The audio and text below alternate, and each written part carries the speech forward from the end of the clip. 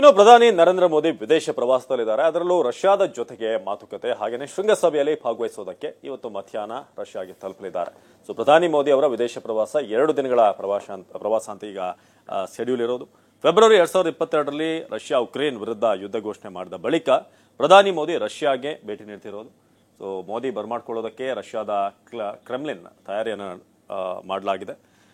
So ಹಾಗೇನೆ ಇಂದು ಮಧ್ಯಾಹ್ನ Moscow ತಲುಪಲಿದ್ದಾರೆ ಪ್ರಧಾನಿ ನರೇಂದ್ರ ಮೋದಿ. ಖಾಸಗಿ ಔತಣಕೂಟ ಕೂಡ ಏರ್ಪಡಿಸಲಾಗಿದೆ. ಇಂದು ಮಧ್ಯಾಹ್ನ ಮಾಸ್ಕೋ ತಲುಪಲಿದ್ದಾರೆ. ರಷ್ಯಾ ಅಧ್ಯಕ್ಷ ಪುಟಿನ್ ಖಾಸಗಿ ಔತಣಕೂಟದಲ್ಲಿ ಪ್ರಧಾನಿ ನರೇಂದ್ರ ಮೋದಿ ಭಾಗವಹಿಸಲಿದ್ದಾರೆ. ಜೊತೆಗೆ 3ನೇ ಬಾರಿ ಪ್ರಧಾನಿಯಾಗಿ ಆಯ್ಕೆಯಾದ ನಂತರ ಮೊದಲ ಭೇಟಿ.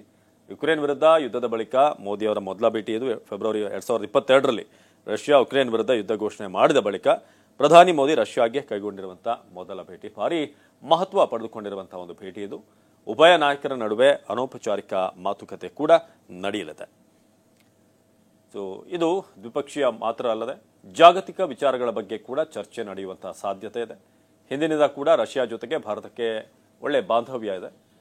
ಸೊ ಅದರ ಒಂದು ವಿಚಾರವಾಗಿ, ಆದರೆ ಯುಕ್ರೇನ್ ವಿರುದ್ಧ ಆದಂಥ ದಾಳಿ ವಿಚಾರವಾಗಿ ಸ್ವಲ್ಪ ಗೊಂದಲಗಳಿತ್ತು ರಷ್ಯಾ ಮತ್ತು ಭಾರತದ ಒಂದು ದ್ವಿಪಕ್ಷೀಯ ಸಂಬಂಧದ ಬಗ್ಗೆ.